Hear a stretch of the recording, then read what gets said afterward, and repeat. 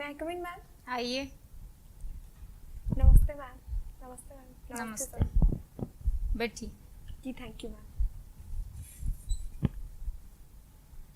पूजा चौधरी, जी मैम। आप जयपुर से हैं। जी मैम। अपना परिचय दीजिए आप। मैंने एजुकेशन माध्यमिक शिक्षा सरस्वती शिक्षा सदन सीनियर सेकेंडरी स्कूल से वर्ष 2012 में कंप्लीट की है। उच्च माध्यमिक शिक्षा टैगोर विद्या भवन स्कूल से विज्ञान संकाय में वर्ष 2014 में कंप्लीट की है और ग्रेजुएशन वर्ष 2017 में महारानी कॉलेज से कंप्लीट किया है। Post graduation Saint Wilfred girls college से वर्ष 2019 में जूलॉजी सब्जेक्ट से कंप्लीट किया है। अच्छा, पूजा, जयपुर राजधानी है राजस्थान की। जी मैम। और आप राजधानी में निवास कर रही हो। जी मैम। कितना गौरव महसूस करती हो इस बात में? जी मैम, ये एक गौरव का विषय तो है कि मैं राजधानी में निवास करती हूँ। और कैसे गौरव है? क्या आप उदयपुर में रहती, जोधपुर में रहती तो महसूस नहीं होता? क्यों है जयपुर में रहने से ऐसा? अगर जयपुर की राजस्थान के अन्य जिलों से हम तुलना करें तो यहाँ पर भले ही शिक्षा हो या उद्योग हो या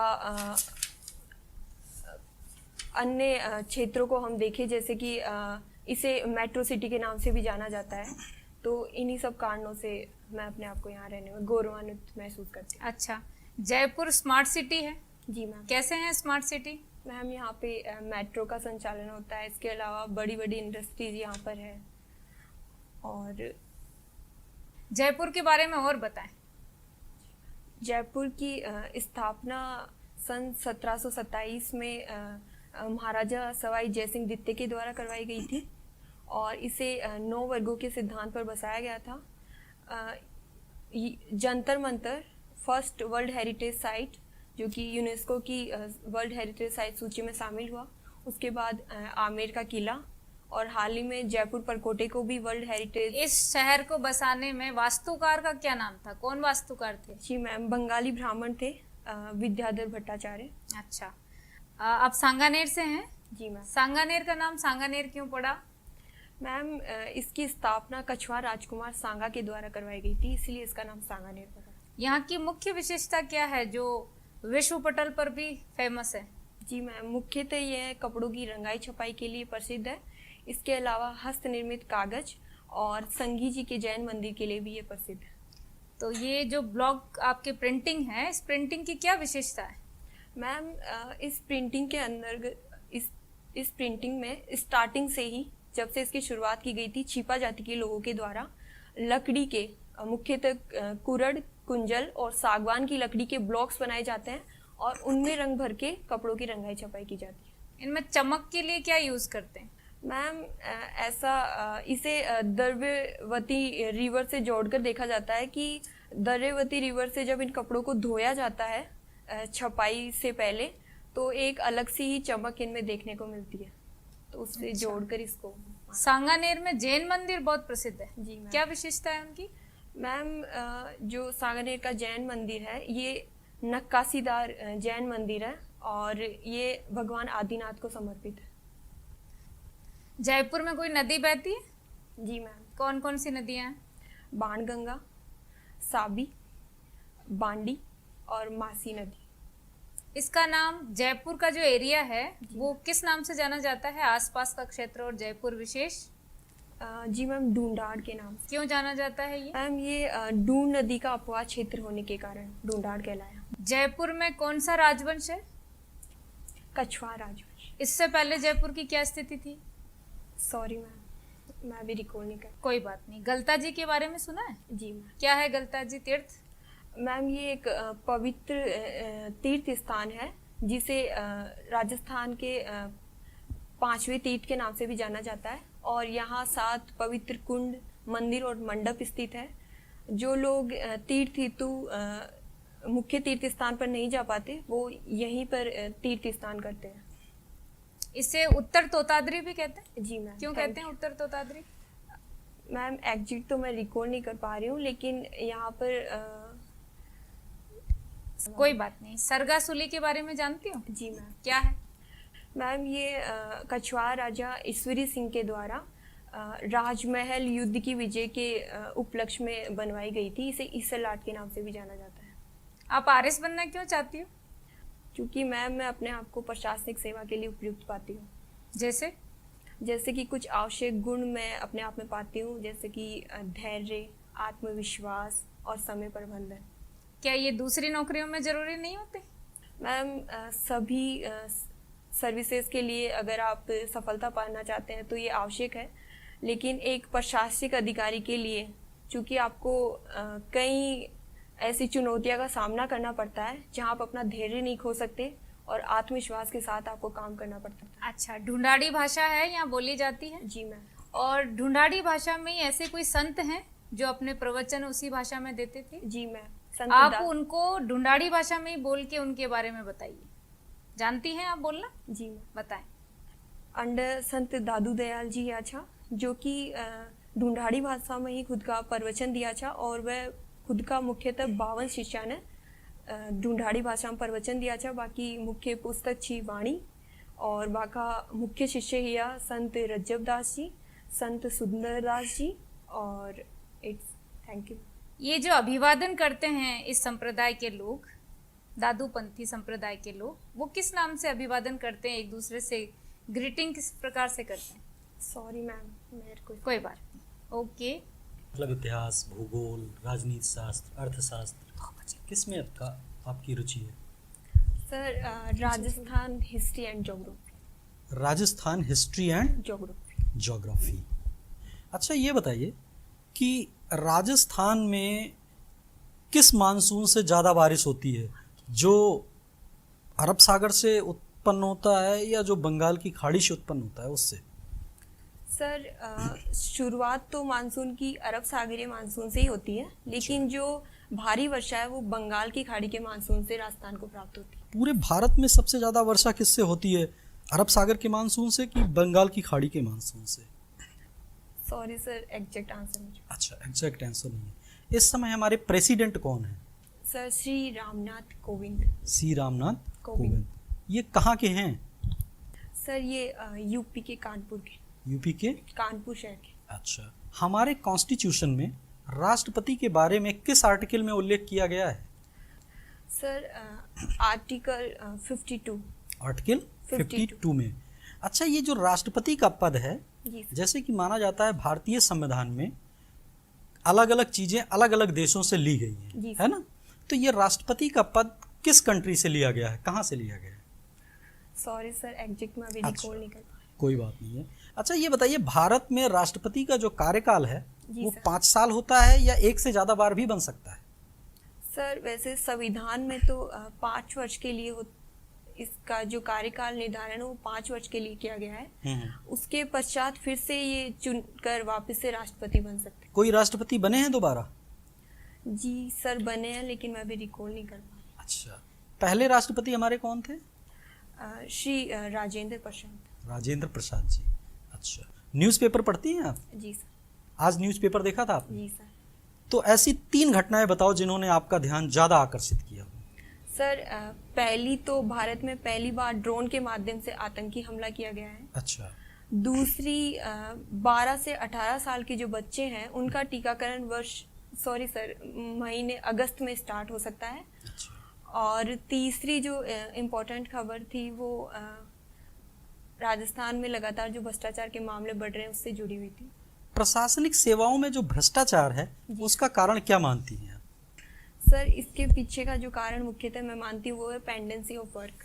अच्छा, ये बताइए, जैसे ऐसे आता था पहले लिखने के लिए, ये मान लो किसी पे भाषण आपको देने के लिए बोला जाए एडमिनिस्ट्रेटिव ऑफिसर को, तो बहुत अच्छा बोलते हैं कि देश से भ्रष्टाचार। आप चाहती हैं कि देश से भ्रष्टाचार खत्म हो? जी सर। ऐसे वो अधिकारी भी चाहते होंगे कि जो भ्रष्टाचार में लिप्त हैं, वो भी चाहते होंगे शुरुआत में कि देश से भ्रष्टाचार ना रहे, है ना? तो फिर ऐसा क्या रीजन होता है कि हम चाहते हैं कि भ्रष्टाचार देश से खत्म हो, लेकिन जब हमें मौका मिलता है तो हम उसी में लिप्त हो जाते हैं? जी नहीं सर, ऐसा कुछ भी नहीं है कि कोई व्यक्ति चाहता है कि भ्रष्टाचार खत्म हो और उसके बाद वो उसमें लिप्त हो जाए। ये व्यक्तिगत सोच होती है जो कि प्रारंभ से ही उसके विचारों में निहित होती है, और जब उसे मौका मिलता है तो वो भ्रष्टाचार के माध्यम से उसे साक्षात्कार करता है। तो इसका मतलब ये हुआ कि जैसे आरपीएससी, यूपीएससी जब कैंडिडेटों का इंटरव्यू लेते हैं तो उनको ये पता नहीं लग पाता है कि हाँ इस व्यक्ति के अंदर भ्रष्टाचार करने की कल्पना है मन में कि अवसर मिलेगा तो भ्रष्टाचार करेंगे, लेकिन हम इसको देख नहीं पा रहे हैं। सर वैसे तो साक्षात्कार का जो मुख्य उद्देश्य वो ये है कि व्यक्ति को हम पूरी तरह से परख सके, लेकिन फिर भी हम 100% व्यक्ति के विचारों को वास्तविक रूप से नहीं जान सकते हैं। अच्छा ये बताइए, ऐसी कौन सी महिला हैं कि जिनको आप रोल मॉडल के रूप में मानती हैं भारतीय इतिहास में, भारतीय राजनीति में, विज्ञान में या प्रशासन में? सर प्रशासन, राजनीति या विज्ञान में तो मैं वैसे तो कई महिलाएं हैं अगर मैं रोल मॉडल के रूप में उन्हें चुनूं, लेकिन वास्तव में मैं अपने माता को और अपनी दादी जी को ही अपनी रोल मॉडल मानती थी। ऐसा क्या गुण आपने देखा अपनी माता और अपनी दादी जी में कि आपने उनको रोल मॉडल माना? सर पहला तो बच्चों की परवरिश, दूसरा अपने कर्तव्य के प्रति निष्ठा, और तीसरा जब भी उन्हें स्वयं के लिए या किसी और के लिए कोई पॉजिटिव निर्णय लेने का मौका मिला तो उन्होंने उसे भी लिया। महिलाओं के कुछ मूलभूत गुण बताइए जिसकी वजह से वो वंदनीय होती है, पूजनीय होती है। महिलाएं कर्तव्यनिष्ठ होती है, संवेदनशील होती है, स्नेहमयी होती है, और बॉडी में कितने सिस्टम होते हैं टोटल? मैम टोटल मैं नाम ले सकती हूँ? नंबर? मैम एग्जैक्ट मैं रिकॉल नहीं कर पा रही। ठीक है, नाम बताइए। Ma'am respiratory system, digestive system, excretory system, और परिसंचरण तंत्र, तंत्रिका तंत्र, अंतःस्रावी तंत्र। What is digestion? वृहद कार्बनिक अणुओं को सूक्ष्म कार्बनिक अणुओं में तोड़ने का जो प्रक्रिया है वो डाइजेशन कहलाती है। सलाइवा? जी मैम। सलाइवा में कौन सा एंजाइम होता है? मैम 2 प्रकार के एंजाइम पाए जाते हैं, टाइलिन एंड लाइसोजाइम। टाइलिन ये और एमाइलेज जो होता है वो क्या करता है, उसके किस पर क्रिया करता है? मैम ये स्टार्च के पाचन के लिए आवश्यक होता है। स्टार्च को किस में कन्वर्ट करता है? ग्लूकोज में। श्योर? सॉरी। अच्छा, हम पढ़ते हैं रेस्पिरेशन, उसमें 2 टर्म्स आती हैं, इंस्पायरेशन और expiration. What are these to?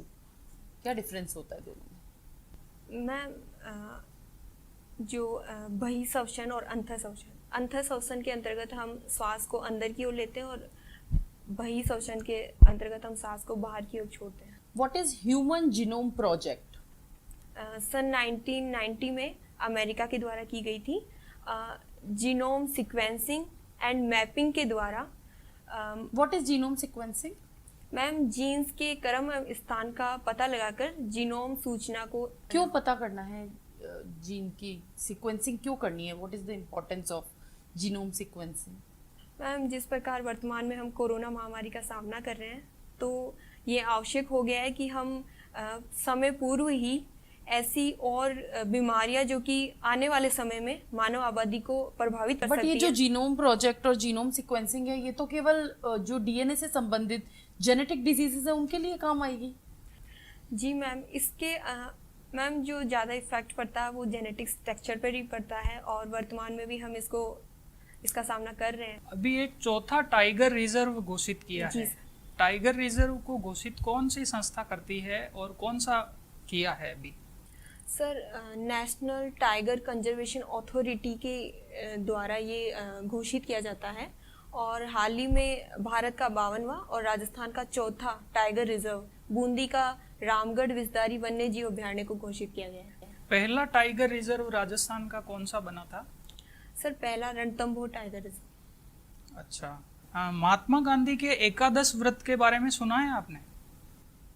Sorry sir, मैं रिकॉल नहीं कर पा रही। अच्छा, महात्मा गांधी के लिए राजस्थान सरकार ने अभी कुछ नवाचार किए हैं, उनकी 150वीं जयंती निकली है, तो कोई आप 3 नवाचार बताइए या उनकी जयंती को मतलब मेमोरेबल बनाने के लिए कोई ऐसे 3 आप बातें बताइए जो राजस्थान सरकार ने विशेष रूप से की है।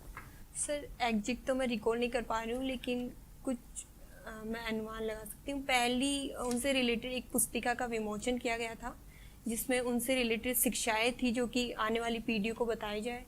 और दूसरा उनसे रिलेटेड एक भवन का उद्घाटन किया गया था जहाँ पे महात्मा गांधी से रिलेटेड जो भी शिक्षाएं हैं वो आने वाली पीढ़ी को बताई जाएगी। और तीसरा एक इनोवेटिव सेंटर का भी उद्घाटन किया जाना है। Sorry sir, अच्छा, बजट 2021 जो राजस्थान सरकार का आया है उसमें किसानों के लिए एक बहुत बड़ी घोषणा राजस्थान सरकार ने की है, क्या आप नाम बता पाएंगे उसका? सर जहाँ तक मैं रिकॉल कर पा रही हूँ अगले वर्ष अलग से कृषि बजट लाया जाएगा। अच्छा, बहुत बढ़िया। आपको एक सिचुएशन देता हूँ मैं। जी सर। आपने आरपीएस भी अपनी प्रेफरेंस में रखा है, आप एक आरपीएस अधिकारी बन चुकी हैं, आपकी शादी हो चुकी है और आपके 3 महीने का एक बच्चा है, ठीक है।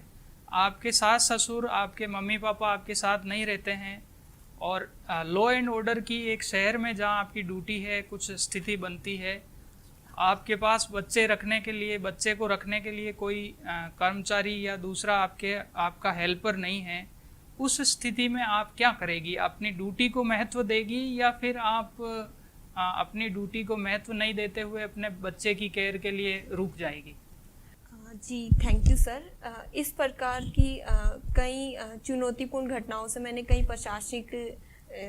प्रशासन में वर्तमान में जो प्रशासनिक अधिकारी है, महिला प्रशासनिक अधिकारी, उनको सामना करते हुए देखा है और उन्हीं से मैंने प्रेरणा लेते हुए सीखा है कि आप अपने बच्चों को अपने कार्यालय में भी ले जा सकते हैं और अपने कर्तव्य का पालन भी कर सकते हैं। आपकी हॉबी है योगा और मेडिटेशन। जी मैम। आप मुझे बताएं हॉबी किसे कहते हैं?